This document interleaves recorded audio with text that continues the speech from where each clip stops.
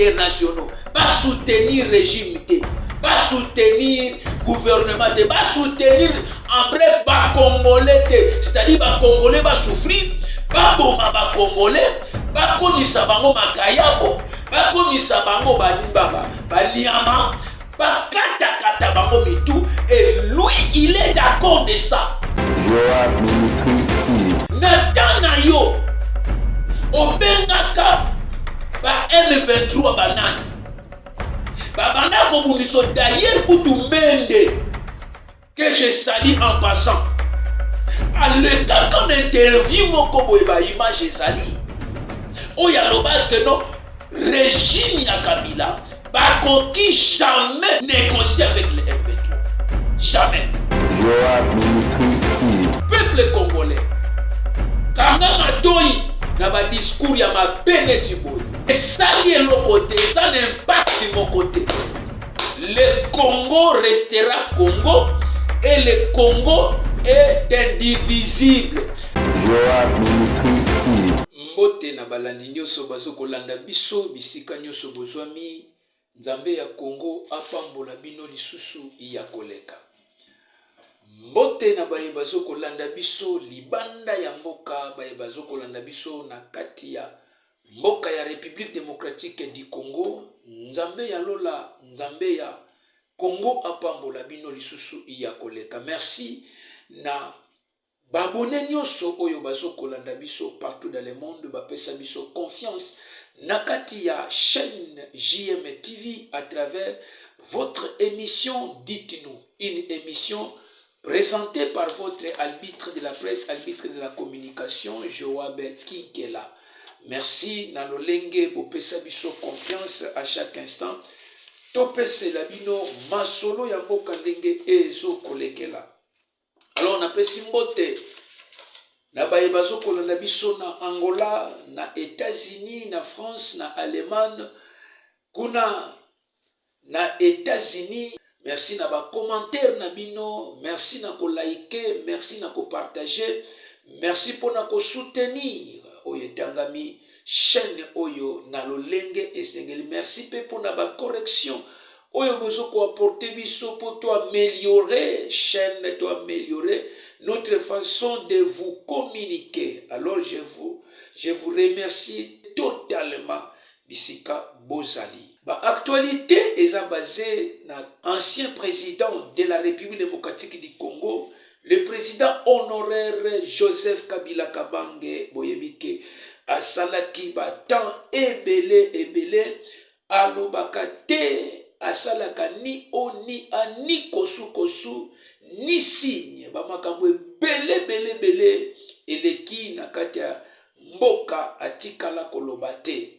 Mais, sorti na ye oyo toyebite alienini toyebite furumi to mpese to ngunginini aswaki ye po abima lisusu a rompre silence na ye. Alors par rapport ya sortie médiatique na ye zana makambo oyo soulevé tozo monango na esika oyo totokoyokango na esika oyo. Face à cette agression, réaction du président sortant, M. Joseph Kabila Kabange, sortie médiatique naye. Toyebi ke asali bambula ebele alobakate, kolo école de Kara, les sénateurs à vie, abimi. Balobi siye, nani alobi siye, mutu avanda kine kimia.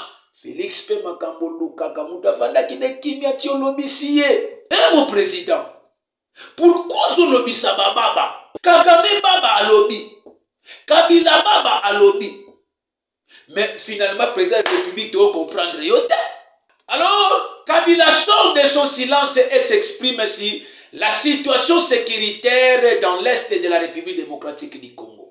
Qu'est-ce que M. Joseph Kabila Kabange, ancien président de la République? La première des choses, que Joseph Kabila affirme que les conflits congolais dépassent la simple question sécuritaire et trouvent ses racines dans les problèmes politiques et sociaux et institutionnelle, selon lui.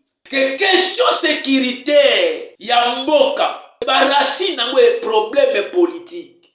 La terme de la problème politique, c'est que les politiciens, ça les côté. Social les a malamouté, pour naïe social les a malamouté, pour naïe institution nyonso marché malamouté, selon lui. Yami balé à lobby, la mauvaise gouvernance persiste. C'est que Fatia zo gouverner bien té. Gouvernement en place les a malamouté. Azo reproché, azo lobake mauvaise gouvernance. L'ancien président de la République met en garde contre intervention militaire de l'Afrique du Sud, estimant que cette approche ne peut pas résoudre la crise actuelle. Azo commettre en garde intervention yaba militaire ya Afrique du Sud. Pe koloba que intervention yaba militaire ya Afrique du Sud atabaye awa approche na bango na kati ya Congo et ko résoudre loko côté nde azoloba. Kabila azo critiqué SADC pour son soutien militaire au gouvernement de Kinshasa qui accuse d'être autorisé et illégitime. Azo critiqué SADC. Sortie médiatique na yeza pour na ko critiquer. A proposé l'OT.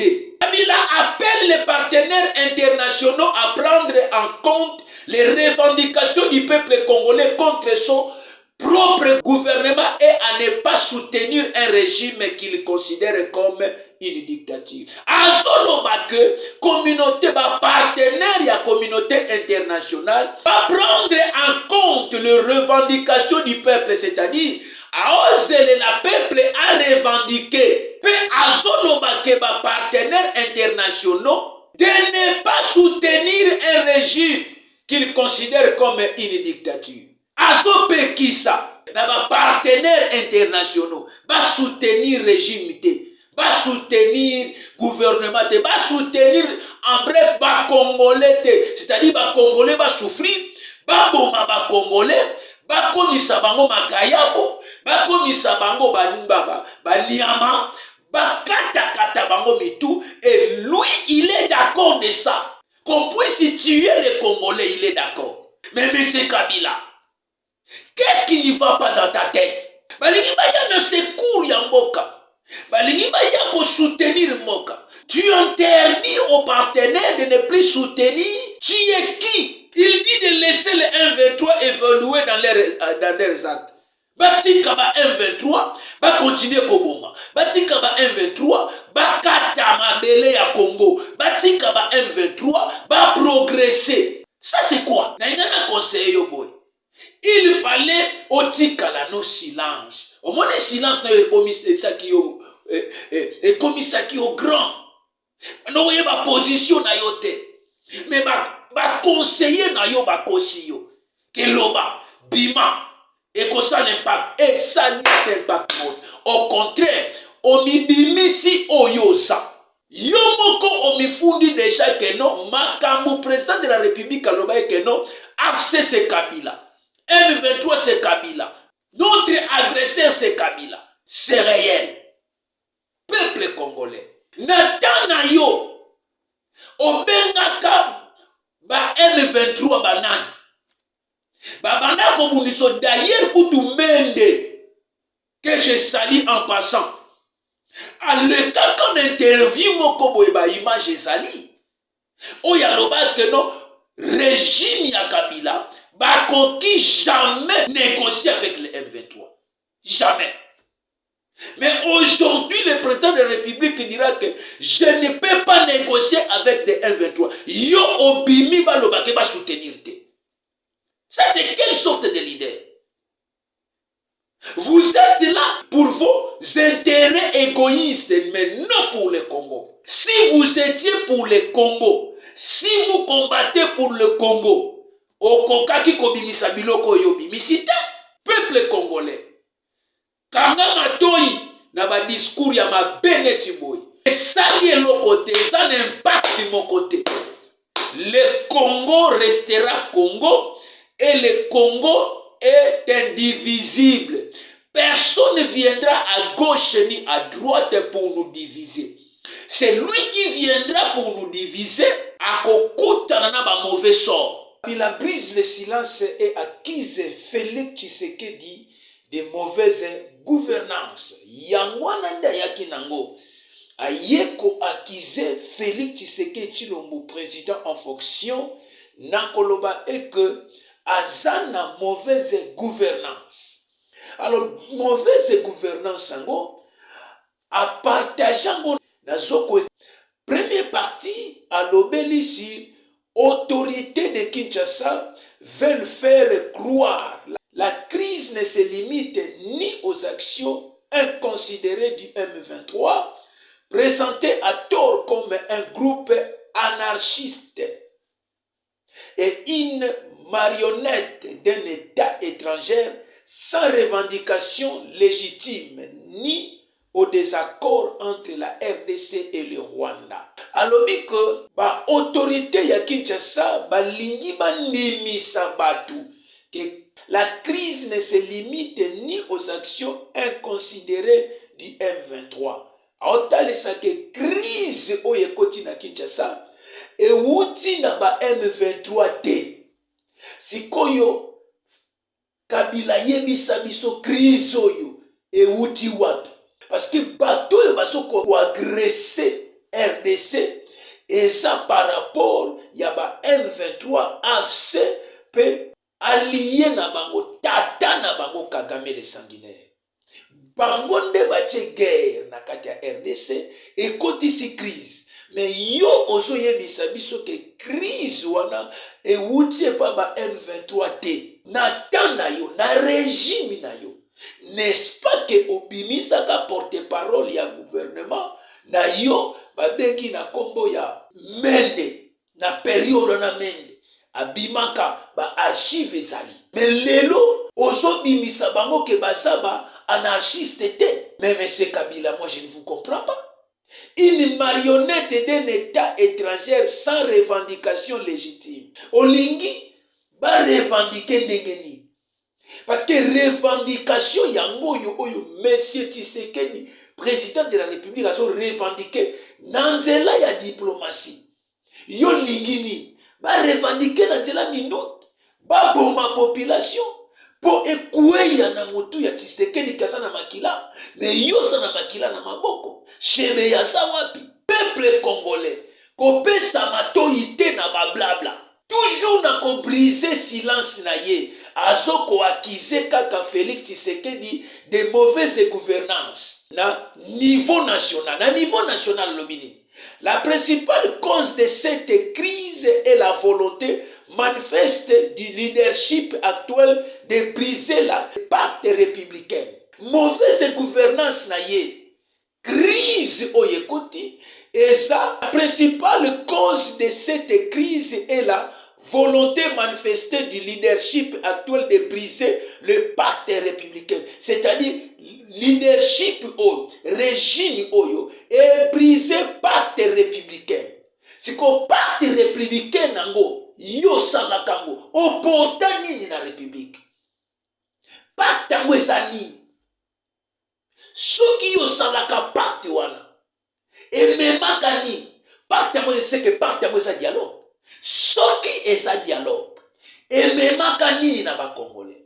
Soki eza pacte wana eza dialogue oyo lelo Félix azoko briser.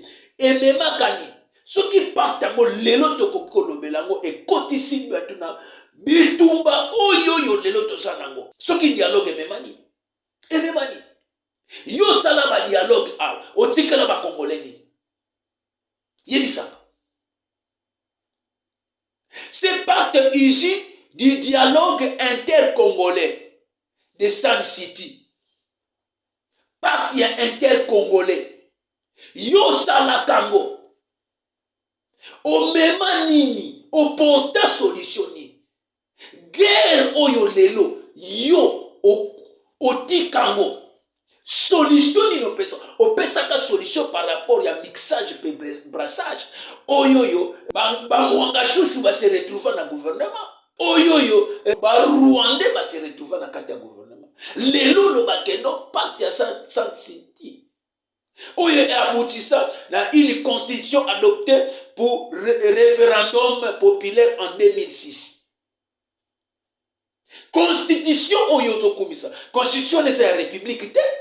Eza constitution na yo constitution eza ya yo. Eza na kazaka na yo. Yaba intérêt na yo. Ce n'est pas pour la République. Si c'était pour la République, aujourd'hui nous ne pouvons pas souffrir. Si nous souffrons aujourd'hui, c'est à cause de cette constitution qui était taillée à ta taille.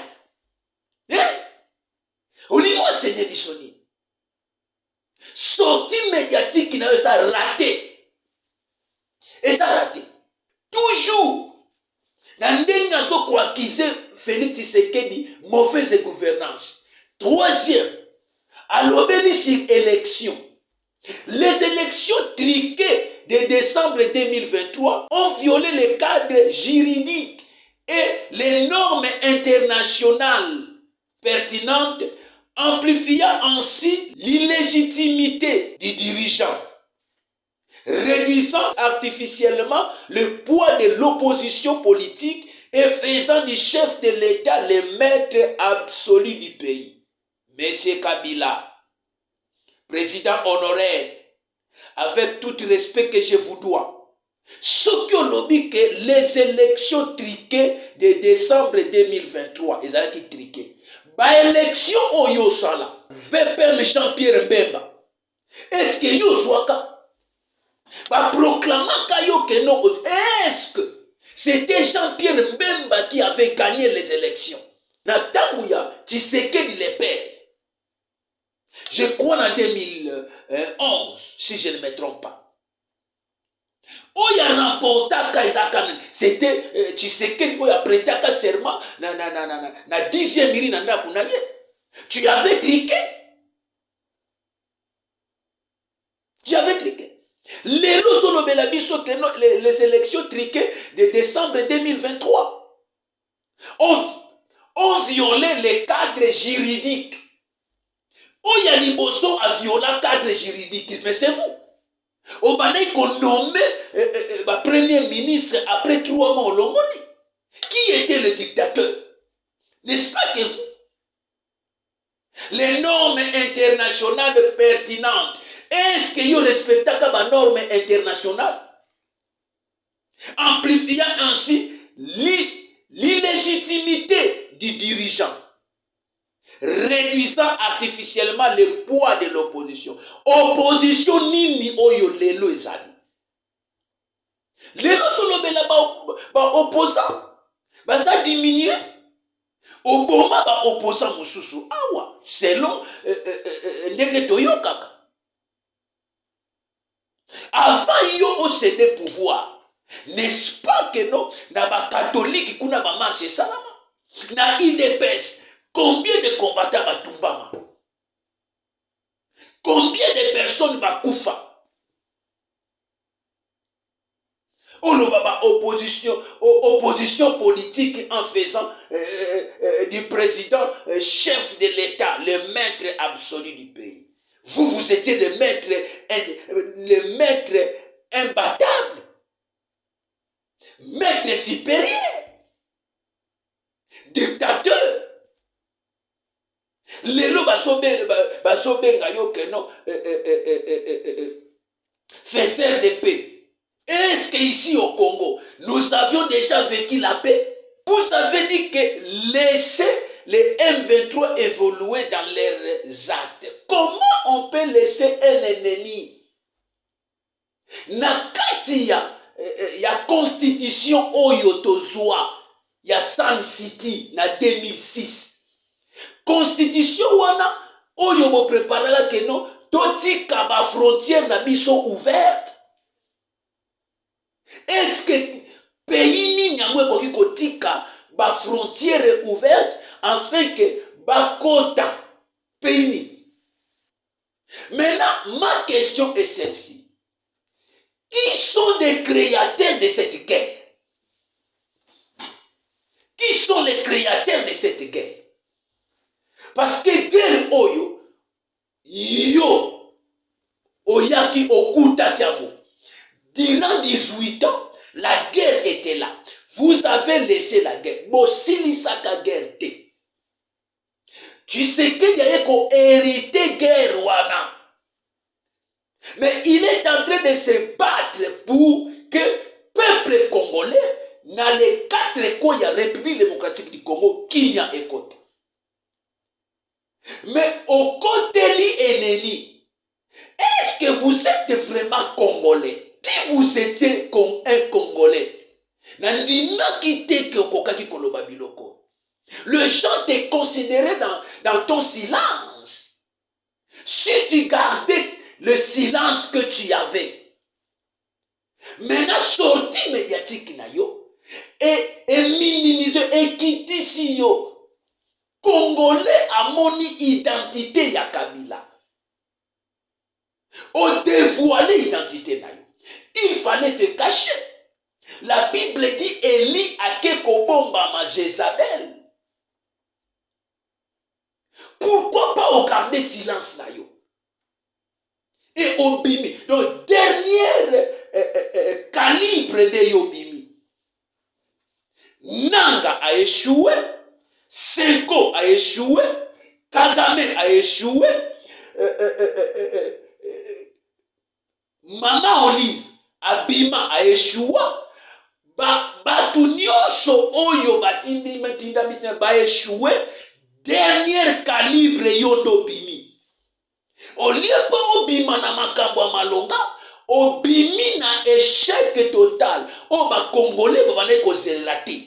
Ne croyez pas que non, les Congolais ont laissé Félix Tshisekedi. Non, les Congolais sont toujours derrière Félix Tshisekedi Tshilombo.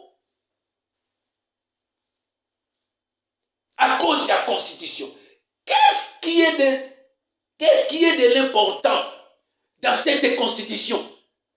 Dans la Constitution, la gratuité de l'enseignement est Zalaki. Est-ce que vous avez matérialisé ça? Dira votre régime, dira votre pouvoir. Peuple congolais, guerre. Malgré le domaine de la diplomatie, nous avons réussi.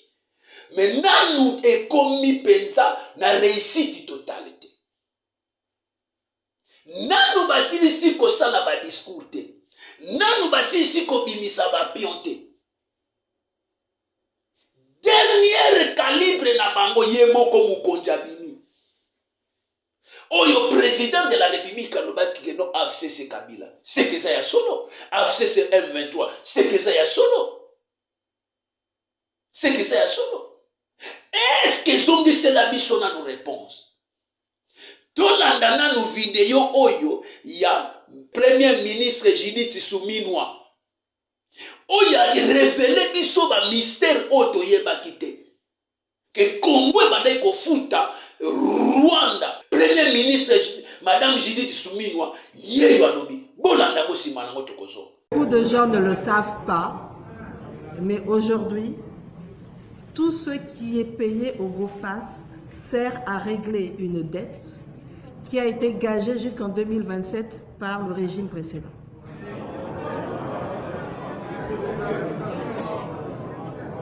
Et comme les obligations courent, que ce soit avec l'ancien régime et que le régime actuel doit reprendre, on n'a pas le choix, on doit payer ces dettes-là. Merci beaucoup, Bouti Kolandango. Oyoki na munoko ya madame ministre, la ministre Judith Suminwa alobi amongate. Pouvez-vous imaginer? Oro mongo wana combien de princes, combien de makadamba ko ikotonga, combien de écoles za na kati ya mbongo wana, combien des hôpitaux, combien des écoles ba ko tonga na mbongo wana. Mais chaque fin du mois ekende na Rwanda. Vous voulez dire que non, vous avez bien gouverné le pays? Et Azoye Bisabiso, c'est la démission du président Félix qui aurait permettre aux Congolais d'organiser pour résoudre les problèmes de crise en RDC. Solution ya Kabila. alobi que la seule solution oyo qu'on résoudre le problème ya ba Congolais et sa démission ya président de la République. Est-ce que on vous avait demandé dans votre époque, dans votre régime de démissionner? Est-ce que vous avez accepté de démissionner? On dit pas qu'on démissionne. Les loups que Félix a démissionné. D'ailleurs, écoute, ngate mutu na kopé sa réponse. CG Kabuya, pesa y réponse. Bitinda moko ya Katumbi alobi boye. Franck Djongo alobi que tout commence par la démission de Félix Tshisekedi. Félix Tshisekedi ne démissionnera jamais. Si telle est la démarche, na koyem sabino que bakokunda biso nyonso avant Félix Tshisekedi a démissionné. Merci beaucoup. Votre réponse est pas à Yemoko CG. Alobi que Félix ne démissionnera pas. À démissionner et Zangate, CG Kabuya. Dans cette guerre, selon Kambere, président, gouvernement, parlement, sénateur, qui présenté sorti à crise. Maintenant, vous, selon vous, sorti ya crise, et ça démission ya Félix Waya. Et basono cette démission appelle à un dialogue inclusif à toutes les parties. Président Félix na premier mandat na ye a bengaka dialogue tout autour de Oyaka. Tu étais venu Katumbi Ayaka mais président Benyo Bordelard. N'est-ce pas que na kati ya gouvernement o batu na bino bazali? Batu na bino bazali, ya PPRD bazali, ya Union, ya INC bazali na gouvernement. Premier ministre oyoyo Sama Lukonde autaki a parti. N'est-ce pas que dialogue ezalaki? Babenga yo oya te. Ah là là là là là là là là là là. Oyo nyonso président Félix de alobisi bababa. Bababa balobaka te mo lobisi bango. Tala siko ba problème ba komo yela ba congolais. Merci beaucoup, c'était la sortie médiatique. Il y a ancien président de la République Kabila Kabange. Makamune yamuna. Est-ce que question na suka alingaka Congo? Toi, Linga Congote, l'obélanga na ba commentaire. Merci beaucoup. Ciao.